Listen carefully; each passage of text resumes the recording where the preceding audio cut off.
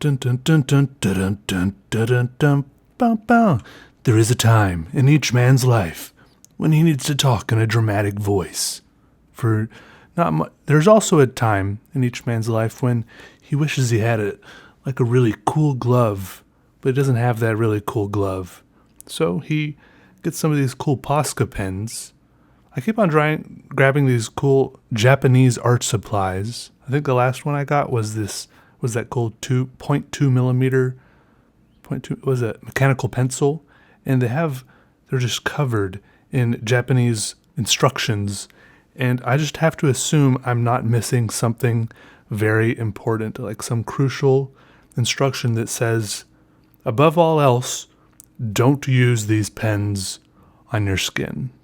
I hope that's not the case because, well, I know it's not the case because there's some other website that someone actually mentioned before where I think they're called like skin pirates or something, which sounds really scary and ominous and bad.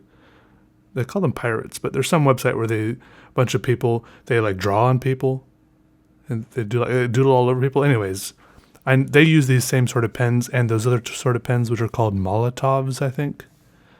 No fire is included, but I never know what all these instructions say. And I wonder why the only word on here that's in English is called Posca. Like, why isn't the Posca word in Japanese characters as well? I didn't look very hard, but maybe there are other English words too. Also, to. What's the difference between to, also, and as well? Anyways, I had fun drawing this. These pens do work really well on skin. They're like better than other paint pens I've used. I would recommend it for drawing on skin. You can get different varieties of like broad or bold, medium, fine, extra fine tips. I use the medium tipped pens here, and then at a couple points I used white extra fine tip pens for a few little points of highlighting or whatever you want to call it, and it all went extremely well. I have no regrets, and I admit after I drew this all on my hand and my arm, I did look up on the website how to remove Posca pen or something like that, and it turns out it's just water. You just wash it off with water and ink. I was ready for the worst. Like I googled how to remove it from skin, and I was afraid it was going to say get a potato peeler or something like that for the easiest removal, but that wasn't the case, and everything went well. This took me I had about 3 or 4 hours of footage for somehow, but I don't feel like it actually took that long. It must have been the little breaks I took leaning back on the couch, texting and stuff. This couch. I don't know if you've seen it in a video before, but I got it from my friend because someone gave him a new couch. So he got a hand-me-down and I got his hand-me-down couch. Does this make this couch even like a double hand-me-down? I guess not. If he bought this couch is still just a once hand-me-down as long as he bought it new. I don't know if he did or not. Maybe he had already hand-me-downed it from someone else. Who knows? But it's a good couch. I have pretty extensive experience sleeping on couches. I'm good at it, and I sleep on this couch a lot, and I like sleeping on couches because I feel a little bit more productive when I sleep on couches because it doesn't, even if sometimes I take a nap as long as going to bed, I sit down for a nap, I'm just going to take a little nap, it's fine, and then I take a nap that's 6, 7, 8 hours long. It doesn't feel like I'm committing to going to bed.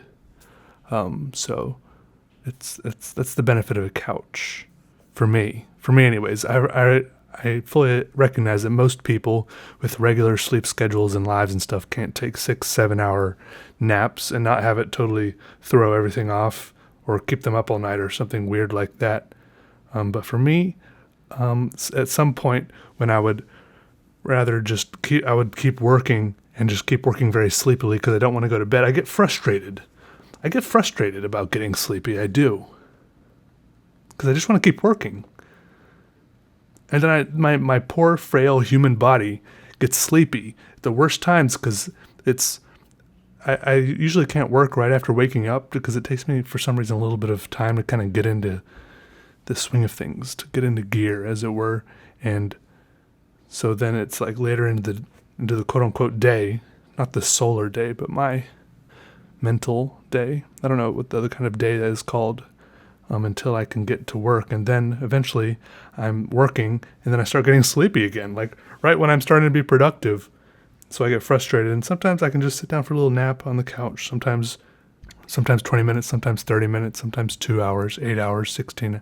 I have slept for 16 hours before. One time, a long time ago, I remember somehow I slept for like 16 hours and I woke up.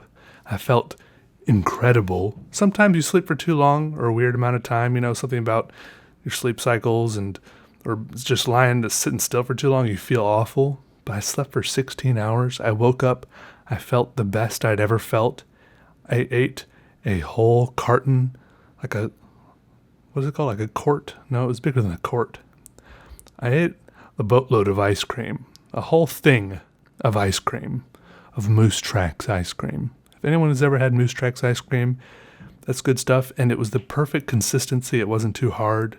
And it was like a little softer, so I could just gobble that stuff down. I ate a whole thing of the thing, of the stuff, a thing of the stuff. I just ate it all. And usually when you eat a whole thing of ice cream, a whole thing of anything, you feel worse afterwards. But somehow I felt even better afterwards. Maybe it's something to do with being 16 years old. When you're 16 years old, you can get away with, you feel better after weird sessions of excess like that. I don't know. But nowadays, somehow, I regret even just getting the 4-piece chicken strips from Chick-fil-A now instead of, next time I might just get the 3-piece. And sometimes I regret just the 4th piece. And that makes me sad because it used to be that the 4-piece would make me really happy. But sometimes I feel like too full afterwards. I don't know. It's really weird. I used to just be able to, exceed at everything? Is that the right word? How do you say that? Exceed? Succeed? No, exceed. Have excess. It's probably better to learn to have less. That's better. Anyways, this drawing, it was fun. And it washed off pretty quick. It washed off pretty quick. It did. Just some scrubbing. Actually, it's like 1 or 2 days later now. The stuff I didn't scrub off is still on my hand. Faint shadows of it linger on my skin.